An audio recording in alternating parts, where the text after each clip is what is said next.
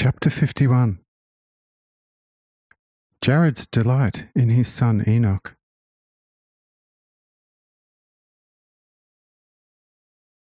And behold, now Enoch went to carry out Adam's bidding, observing everything as Adam had told him. When he came to the nearby hut of Seth, he found the latter still asleep and did not dare wake him, for Seth was next to Adam, a highly blessed patriarch to him. As he gazed searchingly at the starring sky, and then towards the east, to judge the time of sunrise from the extent of the dawn, Jared approached, blessed Enoch, and said to his son, "My dear son, look, I was unable to sleep for joy that you have found so much grace before God. For who, except Seth, would ever have dared out of holy awe to enter the hallowed hut of Adam after sunset? And you are now even allowed to dwell in it. And now all the more so, since we were yesterday eye and ear witnesses of the immeasurable grace bestowed on this hut from the supreme heights of God. Oh, my dear son, my joy is too great for me to be able to show you how happy, grateful, and filled with love my heart has become. I feel as if I should lovingly embrace every tree and kiss its bark, and even the stars seem particularly close to me today, breathing all love towards me. O Enoch, behold, joy and love are overwhelming me, and my tongue is trembling with bliss, so that I can no longer talk with you. Just tell me what has called you here so early, away from the hallowed dwelling of our arch-patriarch. For that which kept me from sleeping could not have driven you out, because my joy and grace are before me, whereas you are within joy and grace. Therefore, a higher will must be guiding you.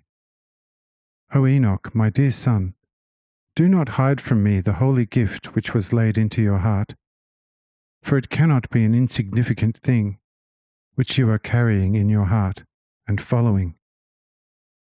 Oh, do not keep it from me, your father." Having heard this, the devout Enoch thanked his father for the blessing, caressed him, and said, "Oh, dear Father Jared, you know your son, and that all he possesses is also yours. For I have nothing which I have not first received from you. My love is your foundation, and my joy your blessing. Through my eyes looks a soul out of you, and your blood fills my veins. All my organs are out of you, and you taught me also only God and His love, and drew my attention to His grace.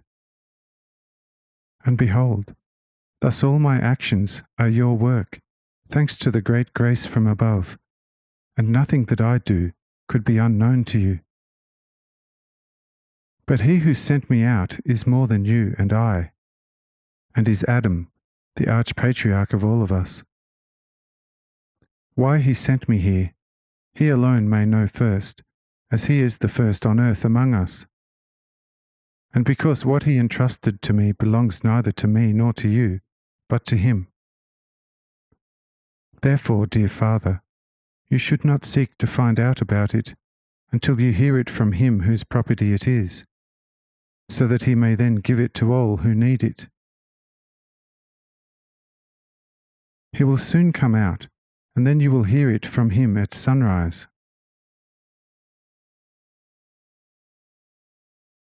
While Enoch was still speaking, Seth came from his hut, saw the two, stepped up to them and blessed them both, and they bowed to him respectfully.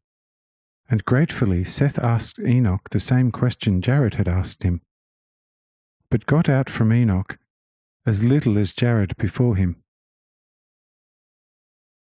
Seth was surprised at Enoch's secrecy, and Enoch replied, "Father Seth, you are in place of Abel, a blessed son, and know that you have God and Adam for a father, closer than I and my father Jared. Has he not given you all that was his, and has now become yours?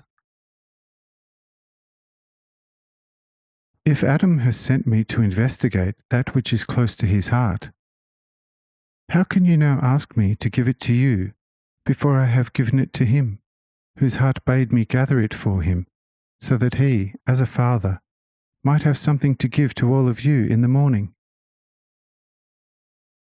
Behold, you can have all that is mine without reservation, because it had been yours long before it became mine. However, Adam has a certain advantage over us, and so he must also receive first, so that he can give it to you and all the others. Look, the sun is on the point of rising. The pale moon hurries towards setting, and the stars retreat from the great arena of the night. And fatherly Adam is already standing at the open door of his dwelling, waiting for me.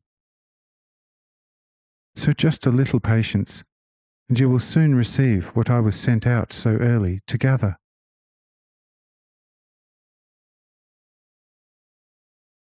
After these words, Enoch took his leave from his fathers, and hurried to Adam's hut, threw himself to the ground before it, and thanked me.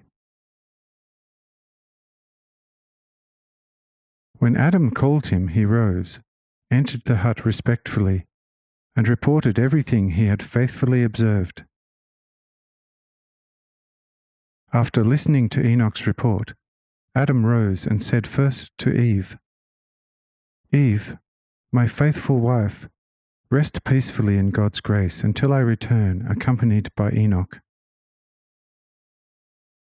On all the mountains the children are already waiting for my blessing. And you, my beloved Enoch, accompany me up the hill towards morning, so that my blessing may not come later than the rays of the morning sun to all the children on the mountains, as well as to those who as shepherds dwell in the small plains between the mountains, and that the Lord may spare those in the lowlands still for a while from his severe judgments. Now let us hurry. Amen."